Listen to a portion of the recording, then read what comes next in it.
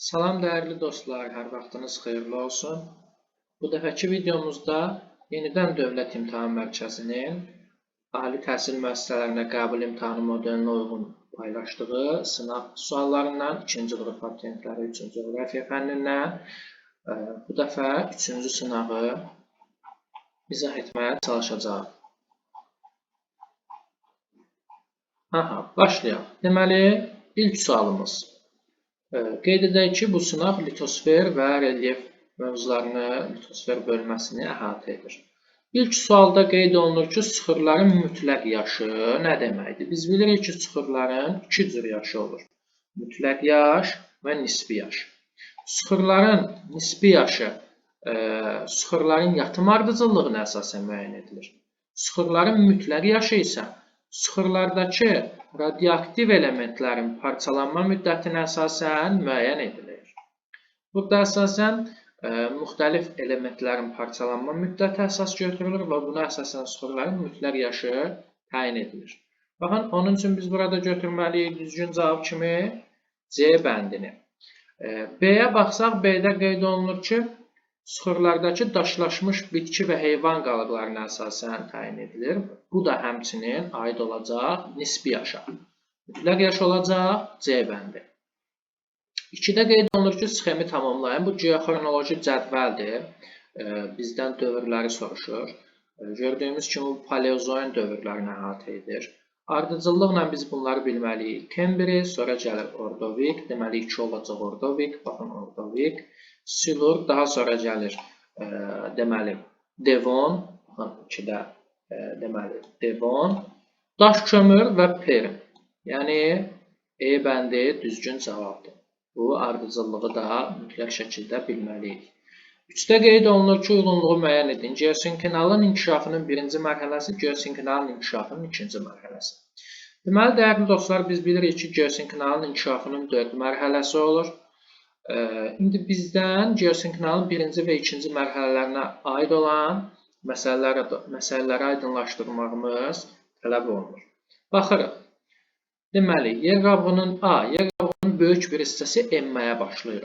Baxın, bu olacaq birinci mərhələdə. Birinci mərhələdə deməli, böyük bir hissə enməyə başlayır. Sıxırlar qismən metamorfikləşir. Baxın, dəyərli dostlar, bu da həmçinin aid olacaq. Deməli, bu da həmçinin aid olacaq geosinklinalın inkişafının birinci mərhələsində. Deməli, burada B götürərik. C.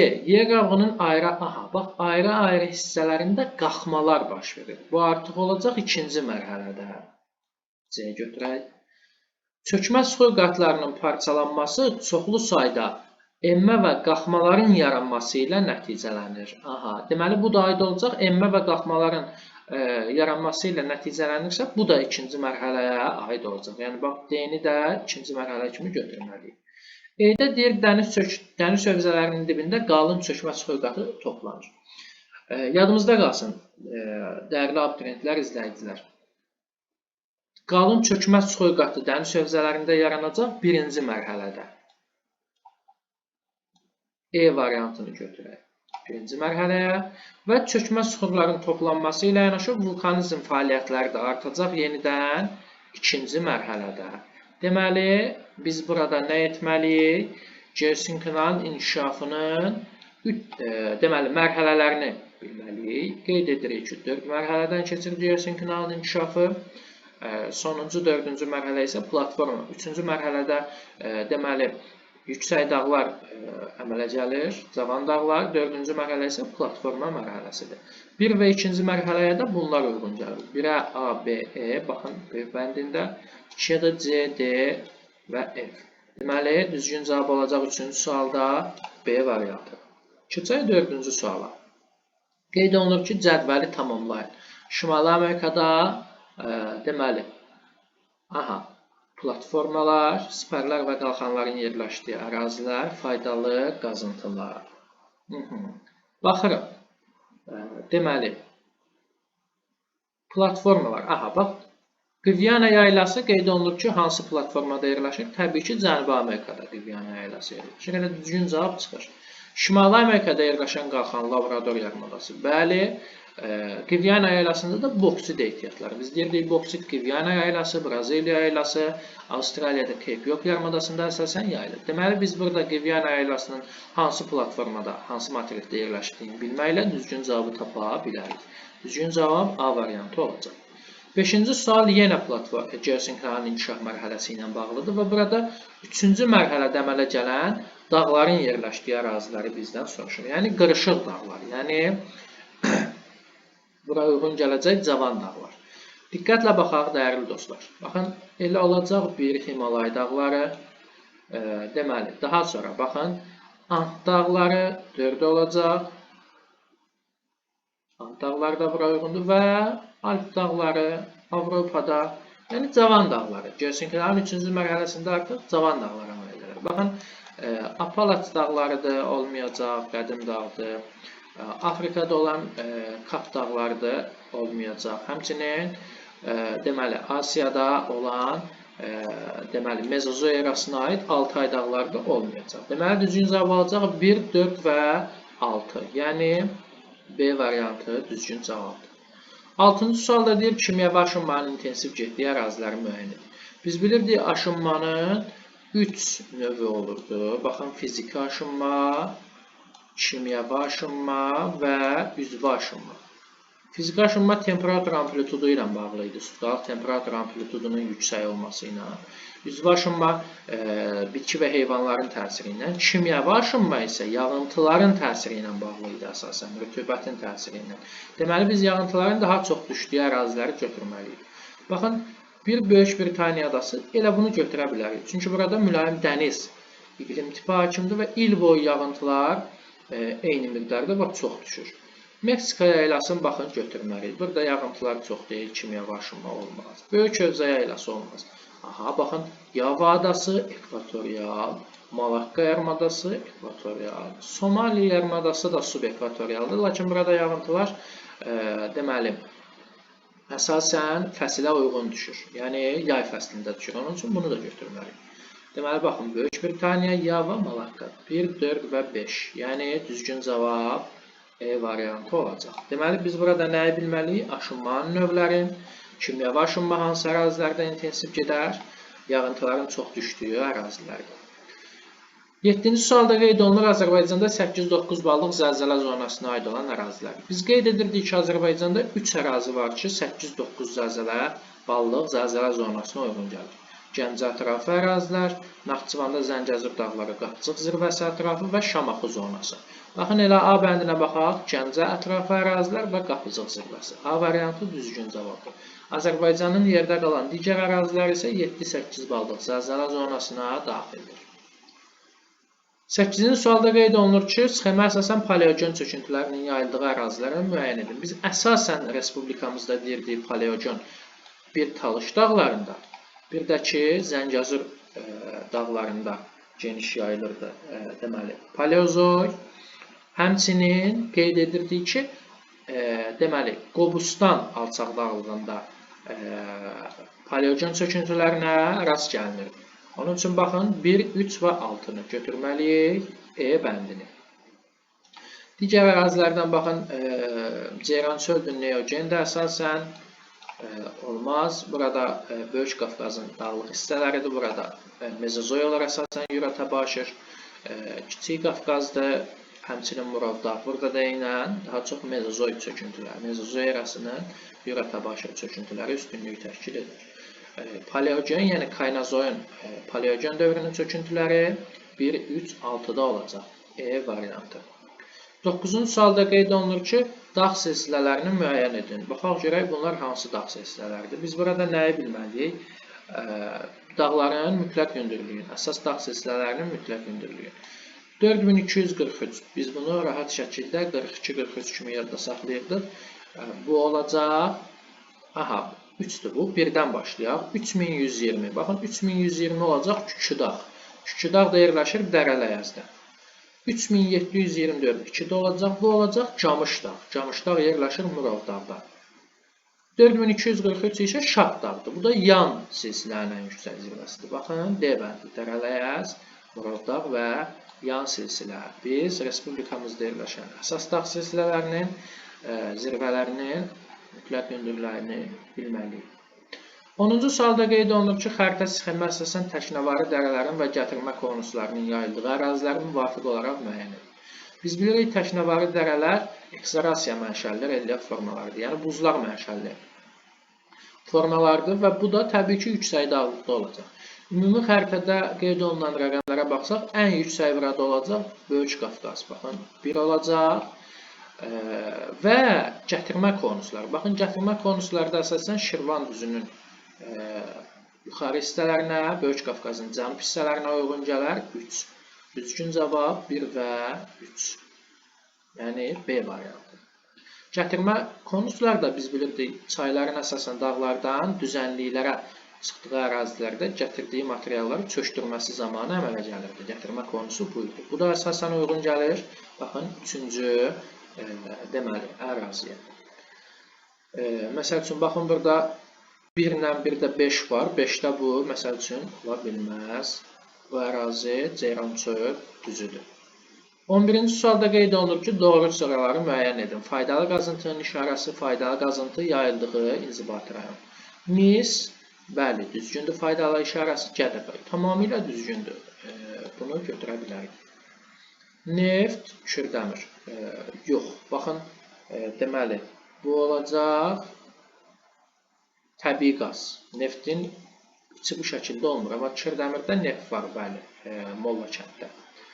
Civə, Kəlbəcər, bəli, Kəlbəcərdə civə ehtiyatları yayılıb və gördüyümüz kimi bu da olacaq nə? Civənin şərti işarəsi. Biz həmçinin qeyd edirdik ki, Kəlbəcər ərazisində deməli, Ağyataq, Levçay və Şorqulaq civə yataqları mövcud idi. Təbii qaz lerikdə olmaz, dəmir filizi daşkəsən, bəli, baxın, şərti işarəsi də düzgündür. Qızıl isə ucarda olmaz. Şərti işarəsi düzdür, amma ucarda olmaz. Deməli, düzgün cavab alacaq 1, 3 və 5. D variantı. Biz burada Azərbaycanda yayılan faydalı qazıntıları və şərti işarələrini düzgün bilməliyik. 12-də qeyd olunur ki, tektonik zonalara uyğun gələn relyef vahidlərini müəyyən edir. Ön Qafqaz çökməsi, Kiçik Qafqaz qalxması. Şollar düzü, Murovdağ, Samırdağaçı, Şahdağ, Peştəsər. Baxın, dəyərli dostlar, Şollar düzü və Samırdağ çobalığı təbii ki olacaq Ön Qafqaz çökməsində. 1-3. Geridə qalan Murovdağ, Şahdağ, Peştəsər, Talışda Peştəsər. Bunlar da olacaq Kiçik Qafqaz qalxmasında. 2, 4 və 5. Baxırıq. 1, 3 və 2, 4, 5. Yəni, baxın, A variantı düzgün cavab olacaq. 13-cü sualda qeyd olunur ki, doğru bəndi müəyyən edin. Meyilliliyi az qalın çökmə süxurlarla örtülmüş, materiklə okeaniya qabığı arasında sərhəddir. Səthi hamar olub, okean dibinin əsas hissəsini tutur. Baxın, dəyərli dostlar, meyilliliyi az qalın çökmə süxurlarla örtülmüş sahə olacaq, materik dayazlığı və yaxud şelf. Materiklə okean qabığı arasında sərhəd olacaq, materik ətəyi. Okean dibinin əsas hissəsi isə abisial düzənliklər olacaq. Səthi hamar olan. Baxırıq, materik dayazlığı, materik ətəyi və abisial düzənliklər. Düzgün cavab A variantı. Biz burada okean dibinin relyefini bilməliyik. Biz bunu 6 hissəyə bölürdük əsasən. Deməli, materik dayazlığı, materik yamacı, materik ətəyi, abisial düzənliklər, orta okean sıra dağları və okean çökəklikləri növləri olaraq. 14-cü sualda qeyd olunur ki, Euler-Venn diaqramına uyğun bəndləri müəyyən edin. Qafqaz dağları və Balkan dağları. Aha, seysmik ərazidir. Aha, Balkan yarımadası, Qafqaz dağları. Bunların hər ikisi seysmik ərazi olacaq. Onun üçün, baxın, bunu götürərik. Birinci xüsusiyyət hər ikisinə oxşar aid olacaq. Ən hündür zirvəsi sönmüş vulkandır. Bilirik ki, bu Qafqazdadır. Elbrus 5642. Buna götürərik 2. Əhəng daşlı süxurlar Kars. Aha, baxın, biz qeyd edirdik Avropanın relyefində, Cənubi Avropanın relyefində. Əhəng daşlı süxurlar ilə örtülü olan, ərazisində Kars platosu olan, bunların hər ikisi olacaq Balkan yarımadasında. Hətta deyirdik, Sloveniyada Postoyum mağarası, Kars platosu Avropanın ən böyük mağarasıdır. Və qeyd olunur ki, Tetis okeanının qalığı hesab olunan su hövzələri, Tetis okeanının qalıqları hansılar idi? Xəzər dənizi, Aralıq dənizi, Qara dəniz. Bunların da və Balkan yarımadası ilə Qafqaz dağları da bunların Tetis okeanının qalığı hesab olunan su hövzələrinin ətrafında yerləşir. Yəni, bu da oxşar xüsusiyyət olacaq hər ikisinə aid. Deməli, Qafqaz dağları 2, Balkan yarımadası 3-4 və hər ikisinə uyğun xüsusiyyət isə olacaq 1-5. Düzgün cavab B olacaq. 15-ci sualda qeyd olunur ki, baxın, dağ-əmələ gəlmə mərhələlərinə aid sualdır. Kimmeri, Alpersin dağ-əmələ gəlmə mərhələlərində yaranmış dağları müvafiq olaraq müəyyən edin. Baxırıq, A-da Çerski olar Kimmeriyə. Böyük Xinqan, Alpa olmaz, çıxarıq. Böyük Xinqan Paleozoyda, deməli, Hersinə aiddir. Kimmeri, Ural, Tibet, Alp, bu da olmaz. Tibetdə Kimmeridə yaranıb. Himalay Kimmeri olmaz, Alpda yaranıb. Kunlun Kimmeri olar, Karpat Alp olar, Apalaç, Hersin olar. Apalaçın bir hissəsi Kaledonda, bir hissəsi Hersində yaranıb. Baxın, D bəndi düzgün olacaq. B-də də deyir Kimmeri Altay, xeyr, Altay sənətiyən Paleozoyda yaranıb. D variantı düzgündür. 16-cı sualda qeyd olunub ki, Amazona balığı Braziliya yaylasının xüsusiyyətləri. Biz bilirik ki, Amazona balığı akkumulyativ, Braziliya yaylası denudasyon düzənlikdir.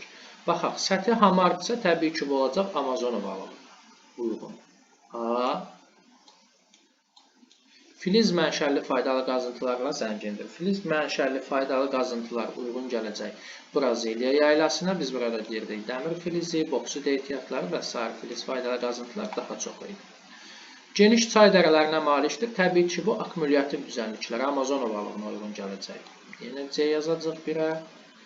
Kəllə qənd denudasyon relyef forması deyirsə, bu olacaq Braziliya. Hətta deyirdik, bu Rio de Janeiro'da turistlərin ən çox diqqətini çəkən relyef forması idi. Kəllə qənd Braziliya yaylasında yerləşirdi. D də olacaq 2-yə.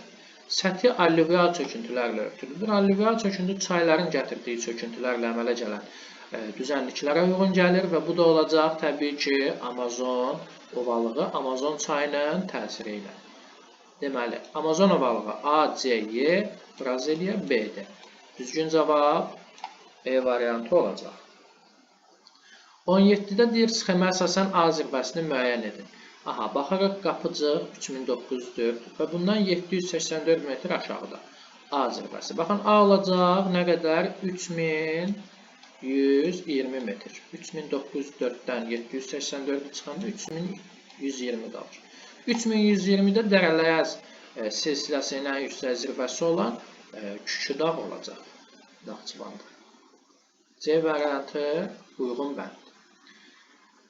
18. Hərəkət istiqaməti yanlış göstərilmiş litosfer tavalары. Aha, baxırıq. Deməli, bir sakit okean. Bu düzgündür. 2. Hanı 2? Aha, 2 Avrasiya. Xeyr, bax, Avrasiyanın istiqaməti burada yanlışdır. 2-ni götürərik. 3 Naska. Baxın, Naska da yanlışdır. Çünki Naska əks istiqamətə hərəkət edir. Deməli, 4 Afrika. Afrikanın da istiqaməti, baxın, cənub, deməli, qərbə doğru verilir. Amma bu da əksin olmalı. Deməli, bu da yanlışdır. Hindistan, Avstraliya bunların istiqamətləri düzgündür. Deməli, neçə oldu düzgün yanlış göstərilmiş litosfer tavalары? 2, 3 və 4. Yəni, düzgün cavab E bəndi olacaq. 19-a baxırıq.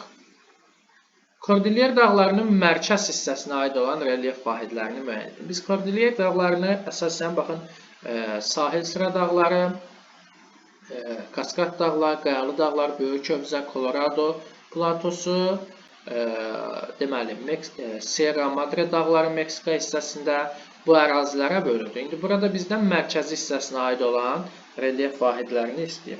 Mərkəzi hissəsində yerləşirdi Colorado platosu, Böyük Hövzə yaylası və Meksika yaylası. Yəni, B variantı uyğun cavabdır. Biz materiklərin relyefində, Şimali Amerikanın relyefində bu mövzunu keçirik. Kordilyer dağlarının hissələrini bu şəkildə bilirik. 20-də qeyd olunub ki, əlamətlərin aid olduğu relyef formaları Boliviya-Çili sərhədində yerləşən yayladır. Artıq aydındır sual. Ant dağlarında yerləşir, quraqlığa davamlı, yəni kserofit bitkilərlə örtülmüşdür. Cənubi Amerikada biz tepuilər, altplanolar, kəlləqəndləri ayırmışdıq və qeyd edirdik ki, bu xüsusiyyətlərin aid olduğu ərazi, yayla olacaq, altiplan. Çili-Boliviya sərhədindədir, Ant dağlarındadır və burada kserofit bitkilər üstünlük təşkil edir. Düzgün cavab 20-də E variantı olacaq. 21-ci sualda qeyd edir ki, sxemə uyğun gələn relyef vahidini müəyyən edin. Sinklinal, antiklinal. Baxın, biz burada bir şey bilməliyik ki, deməli, cavan dağlarda sinklinal, antiklinallar bir-birini əvəz edir. Qədim dağlarda isə Horst və Grabenlər. Deməli, biz burada götürməliyik cavan dağı. Baxın, əjdaha dağlarıdır, Darfur platosudur, Hammersli, Şərqi Afrika yaylası çıxacaq. Burada cavan dağ Alpdə yaranan hansıdır? Alp Rəşabuxunda. Atlas dağları Şimali Amerikanın, daha doğrusu Afrikanın şimalında. Atlas dağları ən hündür nöqtəsi Tubkal, 4165 metr. Atlas dağlarında olacaq nə? Sinklinal və antiklinallar bir-birini əvəz edəcək. Düzgün cavab variantı olacaq C. 22-ci sualda qeyd olunur ki, sxemi tamamlayın. Sxemdə bizdə flis faydalı qazıntılar Afrika, Cənubi Amerika. Baxırıq, baxın, daha doğrusu Cənubi Amerika və Afrika. Baxaq birə. Mis Afrikadadsa, dəmir Cənubi Amerikada olacaq. Mis Afrikadadsa, mis qurşağı iki yerdə idi. Bir Ant dağlarında, bir mərkəzi Afrikada. Bu Kongoya bəli uyğun gələcək. Dəmirdəki Braziliya, bəli, baxın elə A variantı düzgün cavab olacaq. A variantı düzgündür. Mis Afrikada, Mərkəzi Afrikada, Kongoda, dəmir isə Cənubi Amerikada, Braziliya arasında, Braziliya yaylasında geniş yayılır. Onun üçün elə A düzgündür. Digərlərinə baxsaq, baxın, Afrikada alüminium ehtiyatını biz demiri ümumiyyətlə əsasən götürmərik. Qızıl ehtiyatlarını deyərik, amma Mərakeşdə yox, Cənubi Afrika Respublikasında. Dəmirə Afrikada deyərik, amma Zambiyada yox.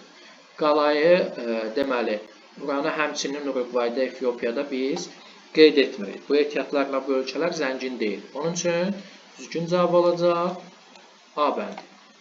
23-də qeyd olunur ki, artıq açıq suallara keçirik. Sxemdə ştrixlənmiş əraziyə uyğun xüsusiyyətləri müəyyən edilir. Ştrixlənmiş ərazi hansıdır? Cənubi Amerikada La Plata ovalığı. Ovalıq isə deməli allüvial, daha doğrusu akkumulyativ düzənlikdir və allüvial çöküntülərlə örtülmüşdür. Buradan La Plata körfəzinə Paragvay çayı tökülür. Denudasyon mənşəlidir, yanlışdır. Ovalıqdır, akkumulyativdir. Allüvial çöküntülərlə bəli, düzgündür. Deməli, sıxırların toplanması nəticəsində yaranmışdır. Bəli, akkumulyativdir. Qitənin ən böyük düzənlikləridir. Seismik cəhətdən yox. Qitələrin yerləşdikləri qitələrin ən böyük əraziləridir. Xeyr, götürməliyik bunu. Seismik cəhətdən sabit ərazidə yerləşirlər. Bəli, tamamilə. Baxın, bir də diqqətdən qaçın. Burada Şimali Amerikada Meksika sahili ovalıq qeyd olunur. Bunların hər ikisinə uyğun olan xüsusiyyətləri bizdən istəyir. Və bəli, yenə 2-3 uyğun olacaq. 4 uyğun olmayacaq. Sabit, bəli, seismik cəhətdən bunlar sabit ərazilərdir. Platformalarda yerləşir. Düzgün cavablar olacaq. Deməli, 23-cü sualda 2, 3 və 5. Keçək 24-cü sualda. Dağ silsilələrinin mütləq hündürlüklərinin artmasına görə ardıcıllığı müəyyən edin. Aha. Baxırıq. Murovdağ 3724. Ləncəbiz 1000 metrə yaxın. Təxminən 970 neçə metrdir. Qarabağ dağları Böyük Kirs 2725. Şahdağda isə Şahdağ silsiləsində Qocadağ 3319 metr. İndi deyir ki, burada artmasına görə. Aha, baxın, ən aşağı hansı oldu? Ən alçaq. Ləncəbiz 2. 2 ilə başlayarıq. Daha sonra hansı olacaq? Böyük Kirs 2725, 2-3. Daha sonra hansı olacaq? Murovdağ 3724. Və ən yüksək hansı olacaq? Şahdağda Qocadağ 3300. Daha doğrusu xeyr, əksinə baxın. Diqqətsizlik etməyək. Əksinə Murovdağ Şahdağdan daha hündürdür. Deməli, Şahdağ olacaq 4 və ən hündür olacaq Murovdağ 3724. Yəni 2, 3, 4 bir ardıcıllıq mütləq hündürlüklərin artmasına görə bu şəkildə olacaq. Keçək 25-ci suala. Şimali Avropanın relyefinə aid xüsusiyyətləri müəyyən edək.